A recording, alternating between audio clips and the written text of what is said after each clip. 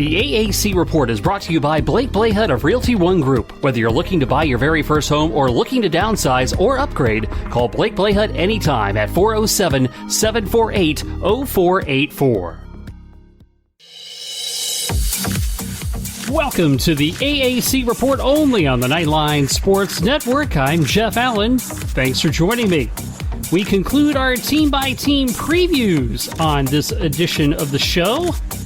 We will take a look at Temple with Harry Mays of 97.3 ESPN in South Jersey.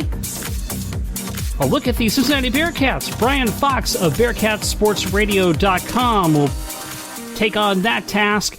And Chris Torello from Spectrum Sports 360 will be here to take a look at the South Florida Bulls for the 2019 season. And additionally, we will run down the Week 1 college football schedule featuring AAC teams. That's all coming up. Joining us now to break down Temple for the upcoming season, a longtime fixture in Philadelphia sports talk radio, one of the guys I'd rate as one of the best in the country, from 97.3 ESPN in South Jersey and the Mays and Aton Show, and more importantly, a proud Temple alum. We welcome Harry Mays. Harry, thank you for joining us today. Hey, Jeff, great to be with you and talk a little Temple football as we're only 12 days from the opener against Bucknell. Yes, and it's great to get the football season underway. And Temple was big in off-season news after Jeff Collins left for Georgia Tech. Manny Diaz hired for Miami, but he stayed all of 5 minutes, went back when Mark Richt decided to retire. How did that go over in the Philadelphia market? Well, it was obviously a tumultuous time. I mean, Jeff Collins got the go-ahead to go to Georgia Tech, which he said was a dream job of his, and returning down to his home area of Georgia. And immediately, the committees went to got together and started drafting candidates. And shortly thereafter, Manny Diaz's name emerged, and people got really excited, because he's one of those young, energetic, up-and-coming defensive guys that are featured, anytime Miami's on television, you see more of Manny Diaz on camera than you did the head coach. So, we were pretty excited about it, and when he got there, I was at the press conference, he seemed excited about it. And I think he was, although we kind of look at all these guys with a little bit of a jaundiced eye as saying, okay, he's excited, he needs to be excited, but how long is he going to stay? Because this has been a stepping stone job ever since Al Golden turned things around way back when, around 2006 when he got here. And he stayed 5 years and went on to the Miami job, ironically. Then you get Steve Adazio, who was obviously using it from Florida to get to the New England area, eventually to Boston College. He only stayed 2. And I had word that he had already asked to interview shortly after he accepted the Temple job. He wanted to interview for the UConn job. So you knew he wasn't going to be here long term. Matt Rule came back and steadied the ship and had 4 of the best years we've ever had at Temple football, and really set the foundation for what Rod Terry is taking over now. But to get back to your point, that was a very tumultuous 17 days or so. And once I woke up on that weekend and saw on the crawl that Mark Richt had resigned, I immediately texted our athletic director, Pat Kraft, and I said, does Manny Diaz have remorse, buyer's remorse? And I didn't hear back from him, and I felt that was a bad sign. And by the end of the day, Diaz was out, and the search was on again for eventually Rod Terry. But I'd say I'm impressed with Terry, too. He comes in here as a real no-nonsense guy. He likes physicality on both the offensive and defensive lines, which really fits what they have been creating here over the last 9 or 10 years. It's a very physical group. They like to get after you defensively, and they like to run the football. And I think that's really what Terry, has been doing at Northern Illinois, where he's had quite a bit of success. Yeah, definitely, and certainly Temple had a great running back in Raquel Armstead. That's a tough loss to kind of overcome, but do they have guys that can fill that void?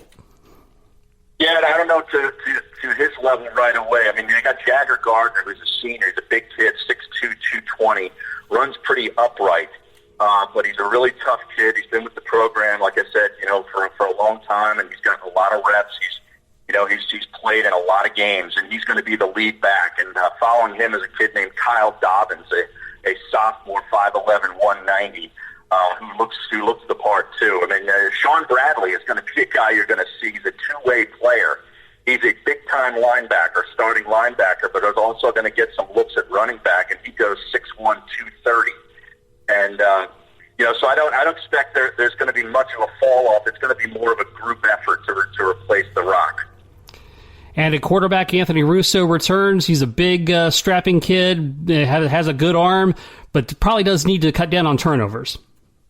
Exactly. That's exactly it. I mean, he was an Elite 11 kid before he got to Temple. He was originally a Rutgers commit and decommitted, came to Temple, but had a lot of looks. Even LSU was looking at him right up until the very end.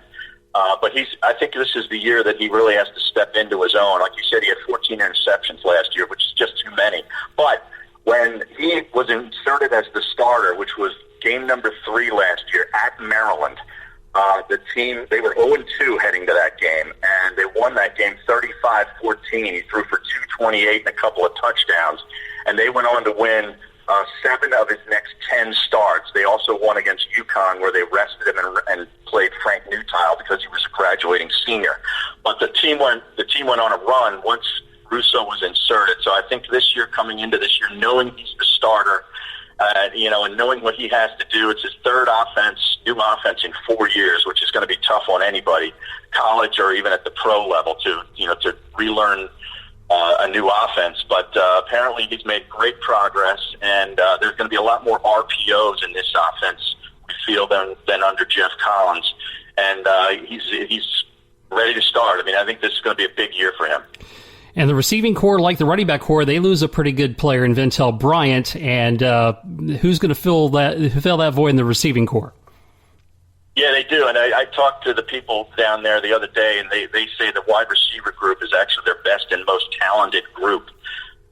It's headed by Isaiah Wright. If you've seen this kid at all over the last 3 seasons, he's done a lot of little running back. He's done some wildcat formation quarterback, and then of course wide receiver. He's going to function mostly as a wide receiver this year. He's a senior, and he made the list of ESPN's most exciting players in college football leading into this year. He was number 11 on that list.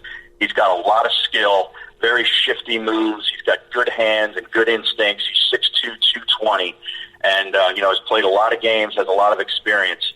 And then you throw Brandon Mack on the other side of him. This is a 6'5", 205 senior from local high school, Cheltenham High School in suburban Philadelphia, who has really emerged as a star. Those two guys lead a group where they're going to run in 5, 6, 7 different guys, including Randall Jones and Jaden Blue. So I'm really excited about the wide receivers. We've had pretty good success with receivers, like you mentioned with Ventel Bryant. We got Keith Kirkwood playing down at New Orleans. And some other guys have been scattered throughout the NFL for brief periods of time. Well, you mentioned Rod Carey likes physicality. The offensive line, Yep. One of the best in the conference. 4 starters returning, so he's got a nice toolbox to work with there. Yeah, that's huge, and it all starts with Matt Hennessy, the center. This kid was a dynamo as soon as he emerged here from Matt Rule in his freshman years. 6'4", 295, Remington candidate. Vincent Bicozzi's another big kid, 6'4", 305. Jovan Fair has seen a lot of action at the guard position. He goes 6'2", 315. All these guys are seniors, so they've played a lot of games. They've got a good chemistry together. A cohesive offensive line is really what you need. And you add Adam Klein to that at 6'5", 300-pound sophomore, along with Isaac Moore. This is their second biggest strength on the team is the offensive line. And Hennessy's NFL material, without a doubt. And turning to the defensive side of the ball, they had the second best defense in the AAC a year ago, and were very good at securing turnovers. Yeah, they were. They're very active on the defensive side, especially in the secondary. They got a big boost by getting Harrison Hand as a transfer from Baylor. He went from Matt Rule back to Temple, and he's a South Jersey kid, so he's basically coming back home, and he's being ruled immediately eligible. He's a junior, so they're going to have 2 years with this guy, and he was an all Big 12 cornerback for them last year. So that's an exciting addition, alongside Linwood Crump, who's a senior with a great deal of experience at the other corner. They're a little thin at safety. But they did get a little bit of a boost by getting another grad transfer. A transfer this side's a grad transfer, so he's immediately eligible from Penn State, who's a pretty good player for them, Aaron Moore. He joins Benny Walls and Kevon Gruden as the starting safety group. And getting back to the physicality conversation, the defensive line, Rod Carey has been known to generate pass rush. And what's he got to work with there? Yeah, well, the defensive end depth is really good, and the defensive tackles and the starters are really good. They're going to run both some 3-4 and some 4-3 looks, but it all starts with the two tackles up front. Kenny Archibong is a physical specimen. He's 6'6", 300.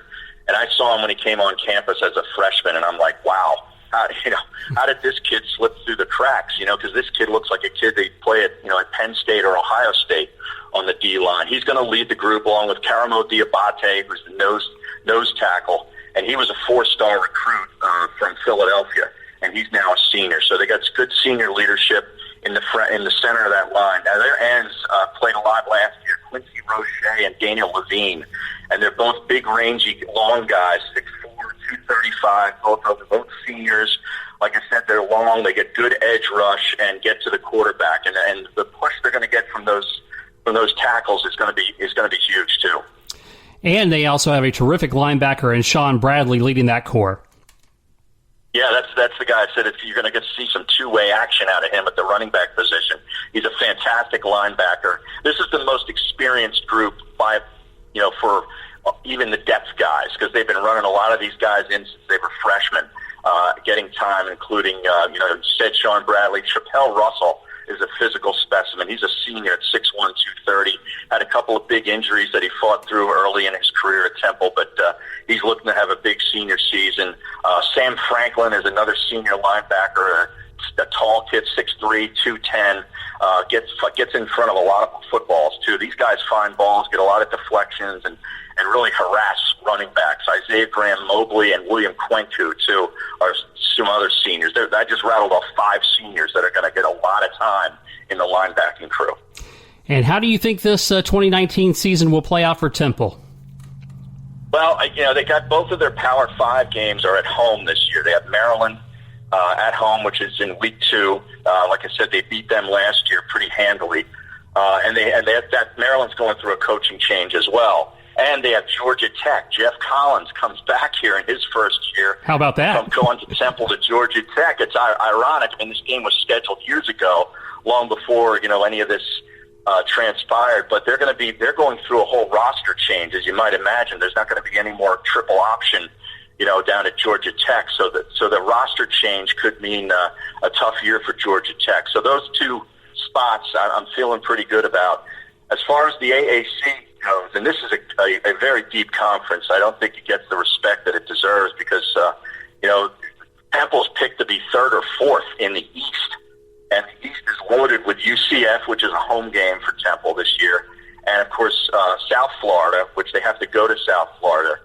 And Cincinnati's got a big team this year. They have to play them on the road. So going to South Florida, going to Cincinnati is going to be tough spots. But they get UCF and Memphis at home. So, I'm thinking this is going to be another bowl-eligible season. They've had 5 straight, and 8 of the last 10 years have been bowl-eligible. So I'm thinking this is going to be another one. I'm thinking somewhere around maybe around 7. Maybe they can scratch out 8 wins. And I'm asking everybody who's guesting on the show to predict who the conference champion will be. Who do you think is going to take the title? Well, I think it's going to be somewhere between UCF in the East and probably Memphis in the West. A rematch of last year is what I'm predicting. Memphis and Houston, I think, are going to lock things down in the West. That'll be a pretty good dogfight. Yeah, I got 2 more nuggets here I wanted to drop on you here. Oh, please. The last 5 years, Temple has had the most NFL draft picks of any schools in the group of 5. That's for 5 years running. They've got 22 active NFL players right now. And as far as gambling, they're the second best ATS record in college football over the last 5 years, going 41 and 24 for a 63% clip. They are eclipsed only by UAB, who has played a lot fewer games. There you go. Yeah, so there you go, and that's those are kind of those things that fall under the radar. That and it kind of goes back to what you said about the respect of the conference.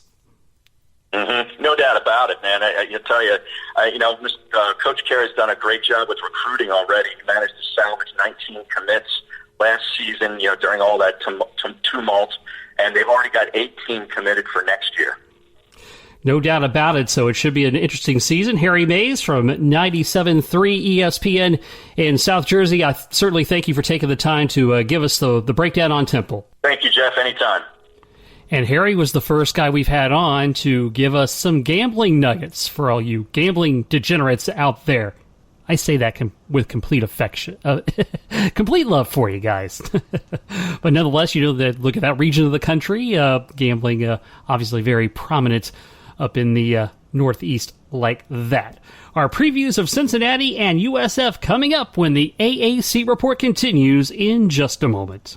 Are you tired of the endless money pit of paying rent? Do you have a home you need to sell for top dollar? Talk to the Hometown Advantage award-winning real estate professional and fellow UCF Knight, Blake Blahut of Realty One Group. Blake has proven to produce results and a smooth process for his clients all across Central Florida. Whether you're looking to buy your very first home or looking to downsize or upgrade, talk to Blake Blahut. Visit him at his website, Blake'sOrlandoHomes.com, or contact him anytime at 407-748-0484. Again, Blake'sOrlandoHomes.com and 407-748-0484. Get the hometown advantage by working with Blake.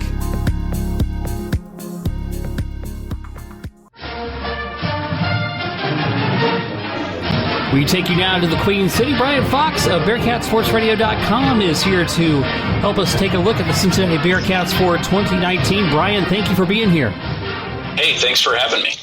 Well, would it be safe to say that there's a lot of enthusiasm going into the season after the Bearcats posted 11 wins in 2018?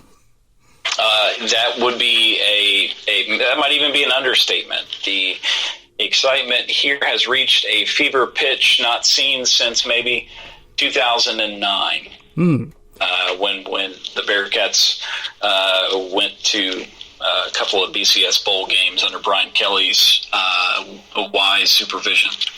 Yeah, so Luke Fickell has certainly become a very popular figure in Cincinnati for what he is doing for the Bearcats program. What is the main ingredient that he brings to the table? Well, it's that's a great question. I would say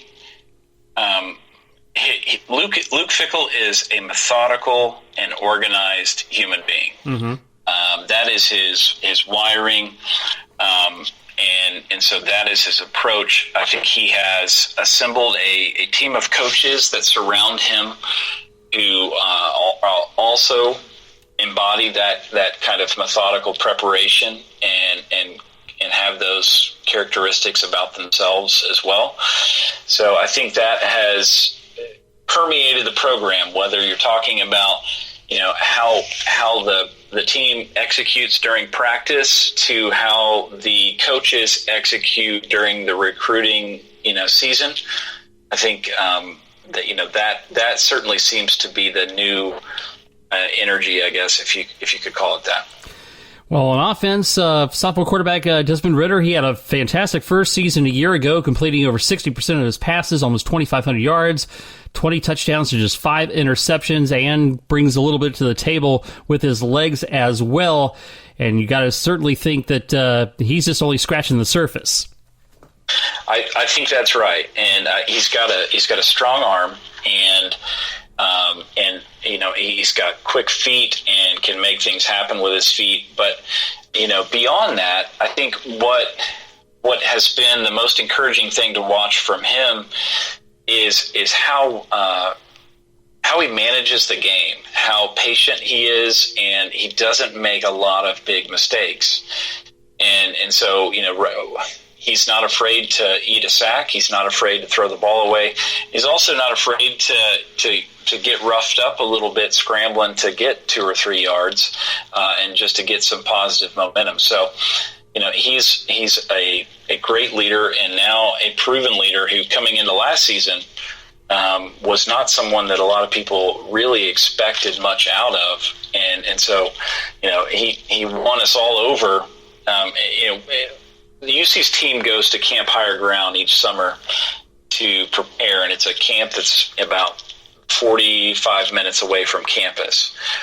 And last year, Desmond did not do enough things to really win the starting job. Mm-hmm. And then we traveled out to UCLA, played in the Rose Bowl, and in that first game against UCLA, the then starting quarterback committed a couple of mistakes, in-game mistakes, fumbled the ball, and then Desmond stepped right in and immediately became a force. And I think that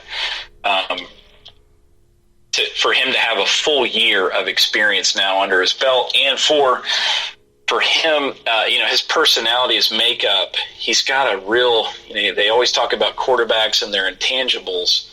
And Desmond certainly has a swagger about him. He carries himself differently, especially on the field. It's a really neat thing to watch. And so with him coming in based on, last year's production and then looking at an additional summer of tweaking his approach to the game, I really expect big things out of him. And it probably did not hurt to help him in that first season to have a solid running game. Michael Warren was a beast with 19 touchdowns, over 1,300 yards. And the number 2 and 3 guys actually almost got 1,000 between them as well. So having a strong running game, certainly a great compliment to him learning the ropes. It is an embarrassment of riches in the running back position. And what those numbers don't reflect is Jared Dokes, who had to sit out all last season with a groin injury and who is returning to the backfield. So, it's almost as though Mike Denbrock, our offensive coordinator, has too many weapons to be able to spread the possessions around enough. You got a guy in Mike Warren who combines a little bit of, the speed, and he can lower the boom on defenders. Tavion Thomas, who is just a gigantic running back who can run through people and run away from people. You got Charles McClellan, who's a shorter guy, and can squirt out and has breakaway speed. And then now you add Jared Dokes, who in 2017 rushed for over 500 yards and is incredibly talented. So it sound like if I sound like I'm bullish on the Bearcats backfield with the quarterback play and the running backs, it's because I am. Yeah, and I'd say the numbers would back you up on that as well. As far as the offensive line goes, only one starter back. Is that any concern? It is. The offensive line, and this summer, a lot of us were really counting on the NCAA to grant a waiver so that James Hudson, who was going to play left tackle for us, could immediately play. But if you followed much of the national story of Luke Fickell and Jim Harbaugh trading barbs in press conferences, you'll know that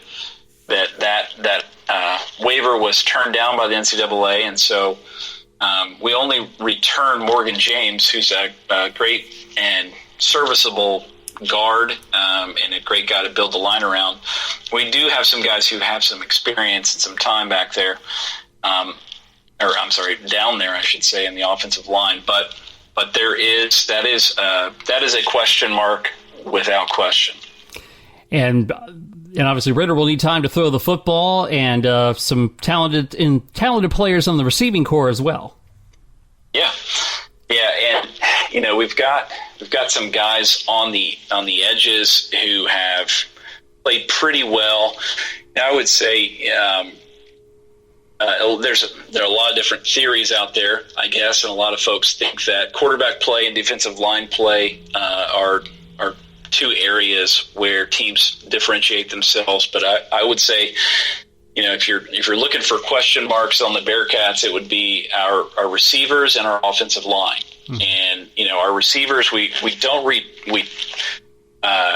return a lot in way of production on the edges. We've got Ja'Shawn Jackson, who is a sophomore, and he's had some good experience. We've got Thomas Geddes, who is a South Florida guy who is experienced, but he had some issues with reliability last season down the stretch. And right now it looks as though Alec Pierce and Trent Cloud might end up being the guys on the edges to play. So there are some very talented speedsters. The question will be whether Blue Smith is a guy who transferred in from Ohio State. He's been a little banged up, but he's 6'5" and was a 4-star recruit, and his transfer waiver was granted, so he can play immediately. And if we can get a guy like him, who's 6'5", big frame, to stretch the defenses, that will be very, very helpful, because our wide receivers are good, but our tight end group is great. We've got some great tight ends. We return a guy in Josiah DeGara, who is on some NFL draft boards. He looks like he ought to go in the draft. Very athletic guy, great ball catcher. He's improved in his blocking capacity. Then we got some other guys who are younger, but who Lenny Taylor. He had an incredible camp higher ground experience, caught a lot of balls, did a lot of great things. Josh Weil, who is 6'6", a little thin, but just incredibly athletic, and was a very, a top level recruit. So, when you think about guys that are going to be able to haul the ball in for Desmond Ridder, it's not just the edges that will get opposing defenses. I think the tight ends are going to add a lot of value there. Let's flip to the defensive side of the ball, and of course that's where Luke Fickell makes his bones as a defensive whiz. What about the Bearcats defense? It looks like they've got 7 starters back, if I'm correct. Yeah, they returned those guys, and then somebody to really think through is Perry Young, who was injured last season. He's kind of almost a Jared Dokes-like situation, in that before in 2017 and before, he was one of our best tacklers and a run stopper, linebacker. So he'll be very important to the composition of this defense. And then you've got Darrell White, who's quick, and again another high level recruit. And I think maybe the most concern, I mentioned this earlier, is just on the defensive line, and what that will look like as it takes shape, because we lost some guys on the defensive line who were not only great players, but they were great locker room guys. Kamani Fitz comes to mind. Was just a senior leader, carried himself differently, and was really well respected. So it'll be cool and interesting to watch how our guys adjust and who steps up on that defensive front. Whether it's a Malik Van, a Majay Sanders, a Marcus Brown. It'll be interesting to watch that develop. And the secondary was young last year, but they ended up leading the conference in pass efficiency on defense, and pretty much everybody back, right? Right, yeah. You've got Taj Ward and Cam Jeffries and Kobe Bryant, who are all very talented guys and who will see some time. And then we've got a lot of speed, and we've got guys who can really track down balls. I mean, Kobe Bryant during Camp Higher Ground, I'm not sure how many times he was targeted, but it was tough to gain any completions against him. Now, maybe that's not fair given the nature of camp experiences where everybody knows the plays and you're running against the same guys over and over again. But at the same time, I think Kobe Bryant definitely did distinguish himself as he had kind of Kobe Island over there where it was just tough to throw against him. Well, I'm asking Brian, everybody who does a guest appearance to give us a preview who they think is going to win a conference. You certainly cover a team that is a legitimate contender. Do you go there, or do you have another pick? Oh, I'm very comfortable going there. Okay. Yeah, I think the Bearcats win the American Athletic Conference. So do you think the big pivotal showdown with UCF in early October is going to be a big turning point of the season? I think it'll be big. Our season this year, in terms of national importance, is very, very front-loaded. And we open up against UCLA at home, and then we face our first big test, which is a road game at Ohio State in Columbus. Mm-hmm. And if we're able to catch lightning in a bottle and remain undefeated by the time we meet UCF, I really, really like our chances at home. If we hemorrhage a couple of early losses, then I'm not so sure. Mm-hmm. then I will be very concerned by that UCF game. Okay. Well, Brian, tell folks where they can find you on Twitter and all your coverage of the Bearcats. Sure. Yeah. We are on Twitter. My handle is @BearcatsRadio. And then we are online at BearcatSportsRadio.com, BearcatSportsRadio.com. And then we have Bearcat Sports Radio Instagram and Facebook pages. And then we have a podcast, the Hot Minute Pod. Okay. And by the way, on your Twitter feed, I think I saw recently where you had posed the question to Luke Fickell about a cage match with Jim Harbaugh. I did indeed, yeah. Yeah, a lot of people don't know this about, Luke Fickell, but he in high school, so he played 4 years and started 4 years at Ohio State as a nose tackle. He's just a tough guy. Even now, I mean, he's still such a big guy, confident guy, carries himself really well. But prior to going to Ohio State, he was I think he was 3-time state champion wrestler. Okay. And maybe didn't lose a single match his final 3 years in high school. And so when he was recruited to play at Ohio State, the wrestling coach really wanted Luke to wrestle there because he was so dominant in high school. But he instead, went the football route.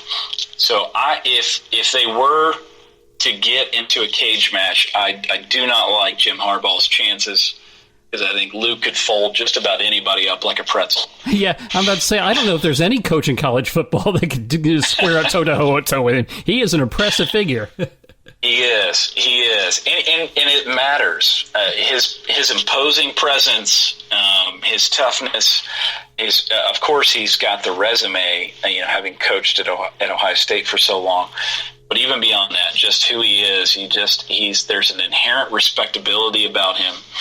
And we are very, very fortunate to have him, and I'm hoping against all hope that he sticks around for the balance of his career. And he was the Coach of the Year in the conference a year ago as well. Brian Fox, BearcatSportsRadio.com. We certainly appreciate your time breaking down Cincinnati's 2019 season for us. Hey, thanks so much. My pleasure.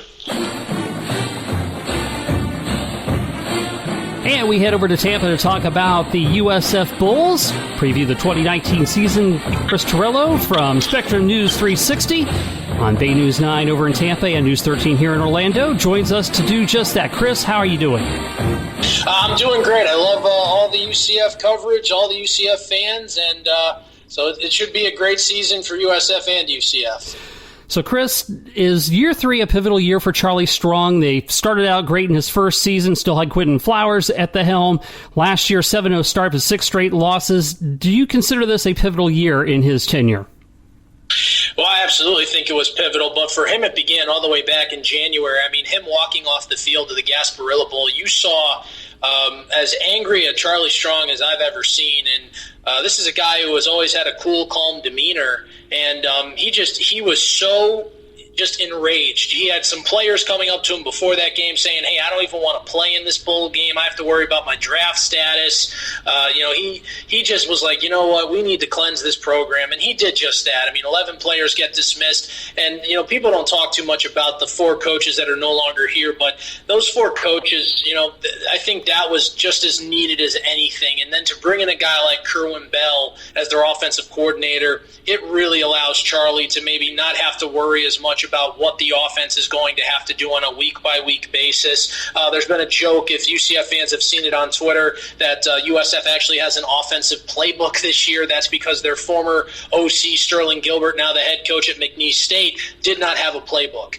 So I think fans are going to see something a little more familiar with what they wanted to see under Quentin Flowers and then when Willie Taggart was here. And so, what will Kerwin Bell bring to this offense to get it in more of an upward direction? Run and gun. I mean, he's going to spread you out east to west, north to south. He's going to use your talent every which way. They're gonna spread guys out. They've got a couple of interesting names kind of coming in via transfer or walk on. They've got loaded weapons. One thing, Jordan Cronkrite, who's coming off a 1,000-yard rushing season last year, he said the other day after practice, We have so many weapons, there is no fear that we are ever not going to be fully loaded on any offensive play. And if guys get a little nicked up or guys need to play off, they don't feel like that they're going to be lacking with someone coming right in on the field and helping out in any position. So they feel they have terrific depth at all positions. And they really feel like, with the way they're going to spread the ball out and they're going to move it, they feel like Kerwin Bell is really setting them up to succeed because he knows the skill set and he knows what they have. And this is a guy that won a national championship at Valdosta State, Division II, and they were averaging 52 points a game. So you've got that Florida speed. You've got some really good receivers. You've got a good quarterback in Blake Barnett. Now it's time to see if all that practicing and all that, classroom work, shall we say, all that chalk talk finally pays off on August 30th. And Barnett certainly brings experience. One time, Alabama, Arizona State, and 12 touchdowns to 11 picks. He probably needs to improve that ratio, but is he something for them to work with?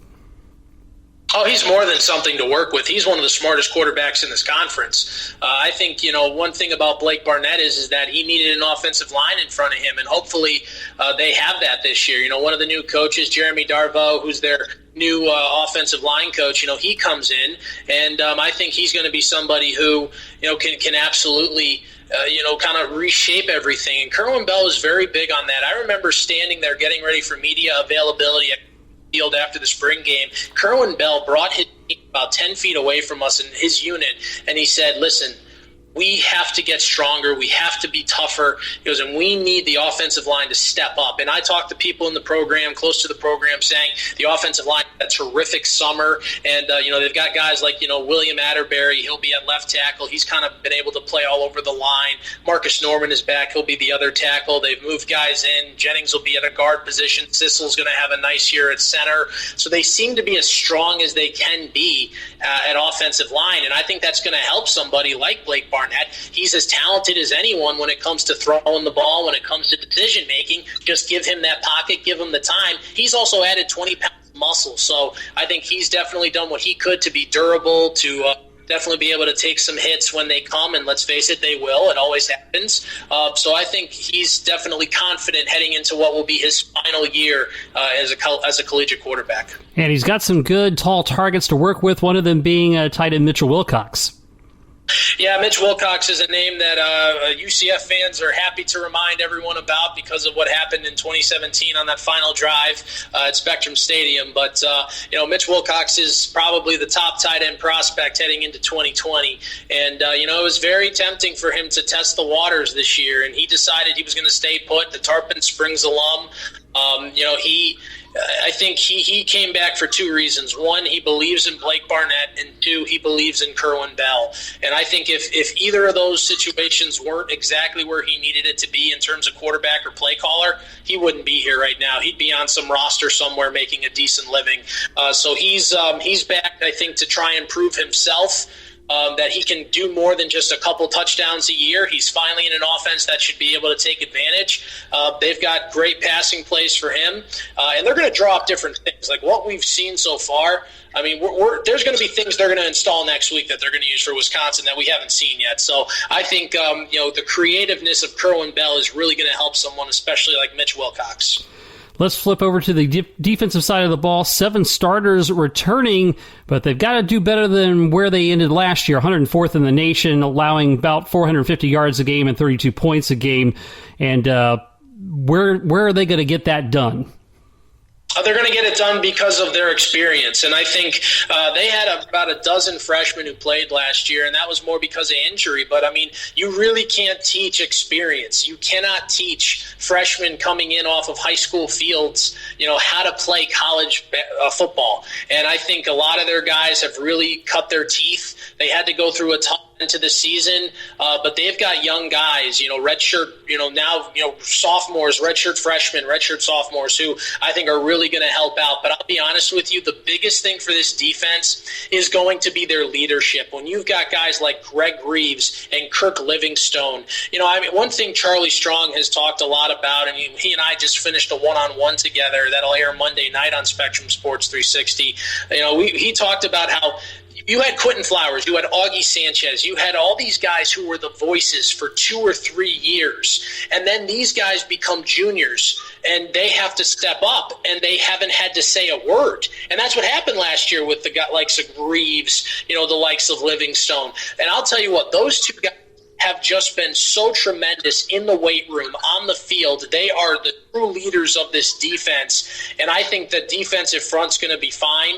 You get a guy like Nico Sautel healthy off that neck shoulder injury. You get a guy like Patrick Macron who comes in from OK State, and I think their secondary is going to be fine. Hopefully KJ Hales gets that hardship waiver. I can't imagine he wouldn't. He's got every good reason in the book to get it. Then you've got, Studstill from Notre Dame coming in. He'll be one of their safeties. They've got a nice rotation. And then, of course, Mike Hampton, who's getting a lot of good press. He's a local kid to the Bay Area. He'll be at the other corner position. So I think they have swag. I think they've got ability. They've got speed. They got size. And I think this is going to be a very different defense. Just will it look good enough to take on a team like Wisconsin? I think that's the big question. But I think they'll rebound nicely. Yeah, and Charlie Strong obviously makes a lot of bones on defense, so maybe, as you mentioned, with Kerwin Bell running the offense, having a little bit more attention on the defensive side of the ball certainly can't hurt. No, absolutely not. And I think, one thing that I talked about with other with USF outlets and with even other UCF fans, it's Charlie Strong's happy. And I think he's happy because he doesn't have to worry what happens when they get inside, the red zone. He doesn't have to worry what happens when the ball crosses 50. He knows that Kerwin Bell, being a head coach, being the leader of that side of the ball, he knows what's going to happen. And I think Charlie and Brian John Marie both are taking this personally in terms of getting the defense right. But Charlie certainly has his hand in the X's and O's of the offense, but he's said it before. I got 10 coaches that are doing that. My job is to develop these young and turn them into great men and hopefully get them out of here with a degree. And he says if these guys don't get degrees from the University of South Florida, he's failed as a head coach. Well, I went back and listened. You were on with Andrew Fagley from Knightline Sports last year prior to the USF game, and you pointed out something then that you said that you really felt like, going into that game that the team that Charlie Strong was building was going to be good this year. So how much do you see them improving on 7 wins? Well, I mean, if that's those 7, that 7-0 start has to be one of the worst 7-0 teams I've ever seen in my life. But I don't think that 0-6 finish is exactly true of this team's character. And Charlie Strong said it, and I've talked with their athletic director Michael Kelly and all the players, and they all agree. Last year is last year. We don't. They'll say it to you. They'll say we don't have a 6-game losing streak. Last year's team did. And I think that's a very good mindset. And I think if it was UCF when they were 0-12, I think you would want to hear Scott Frost and those players say, we don't have an 0-12 record. Last year's team did. Mm-hmm. I think that was what you'd want to hear. So it's no different. And I think the biggest thing for USF is that they understand that they have a huge opportunity against a really good Wisconsin team, one of the Heisman candidate and Jonathan Taylor. And, so it's going to be a tough test right off the bat. But, yes, I do think this team is built. A guy like Eddie McDoom, who Central Florida fans should know from West Orange, who spent time at the Big House in Ann Arbor and transferred in, he's going to be a real nice slot weapon for them. So I think the offense will carry them. Will they carry them to, say, the UCF level where UCF's offense can help the defense? I don't know yet because we truly haven't seen Kerwin Bell's offensive system working here with the Bulls. We saw it nicely in the spring game, but that's about it. So you mentioned UCF level, and I'm curious to your thought is, can USF afford to fall further behind UCF? Is the rivalry to that point yet? I don't think the rivalry is to that point. I mean, let's go back to 2016 when Willie Taggart, scored that late touchdown. I mean, at that point, you would probably sit there and say, well, is USF about to run away with it? So, I mean, I think UCF really found themselves with Scott Frost and now Josh Heupel, and they have a different level of talent. And I think Charlie Strong said that after the UCF loss. And I think any true football mind could appreciate what Charlie was saying. And I think UCF fans even respected it because Charlie took that loss and he said, look at that team up by 4. That's a team. We need to be like them in terms of physicality, in terms of mental toughness, in terms of just attitude. We have to go into a game knowing we can win. Every time UCF steps on the field, they know they can win the game. They don't care if you're Alabama. They don't care if you're FAMU. They think they can win. And I think that's the mentality Charlie Strong wants with his team. And I think we see a lot of confidence with this. And one thing Charlie also said, we cannot worry about what UCF is doing in terms of what their facilities are. If they have an on-campus stadium, if they have this, if they have that, that's them. We're USF. We have what we have. We are good enough with what we have. Now let's go prove it. And I think Charlie has really kind of instilled a sense of pride in this program in year 3. And I think you'd agree from what UCF had a couple years ago at 0-12, if you can just give some confidence and really take pride and ownership in every single day in the weight room and on the field, that's going to be enough to get you some wins. Chris, I'm asking everybody who comes on to do a team analysis for us to pick the conference champion. Who do you think it's going to be? I'm not going to back down from what I've said on Twitter. I fully believe UCF is the best team in this conference, and until they lose a regular season game, which they have not done since losing to USF or AJ a couple years ago, I'm not backing away from that. I think UCF is the class of the American. I think they're the class of college. I think they're one of the top 4 teams in college football when it's all said and done. But will they be treated that way? Probably not. No. But I think I put out a poll I put out my preseason rankings just for fun. I didn't hashtag anybody, and it got over 1,000 likes. And I basically said that UCF was better than the likes of Florida. They're better than LSU. I think they're better than Notre Dame. I think Brandon Wimbush knows they're better than Notre Dame. That's why he's at UCF. And I think the Knights will do very well this year. I think everyone expects them to lose a game. I'm sorry. Until I see them lose a game, I don't see them losing a game. I know there's Houston that comes in, but that's at Spectrum Stadium. I think the toughest game for them is going to be either, I think Stanford's a really good team. I like Pitt. But let's face it, until a team knocks off, I'm not going to believe it. And Cincy could be a really tough game, and you have to go on the road to Cincy. But until I see UCF fall enough, they're still the champion of the American. I expect it to be a three-peat. I have them undefeated until they lose. I think they're still an undefeated quality team. And, I think that's the way we should treat them. And I think if any American fan tries to treat them anything less, they're doing a disservice to the American, because the American should want UCF or another team to just blow right through. And I think UCF's going to be fine no matter who the quarterback is. And, of course, that noise you hear is the Night Nation applause for that pick.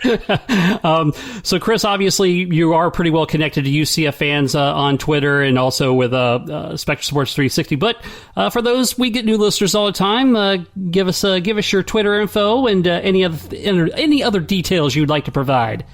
Yeah, so it's at Torello Sports. That's Torello Sports. But I'd also invite everyone to like our Twitter page at Spec Sports 360.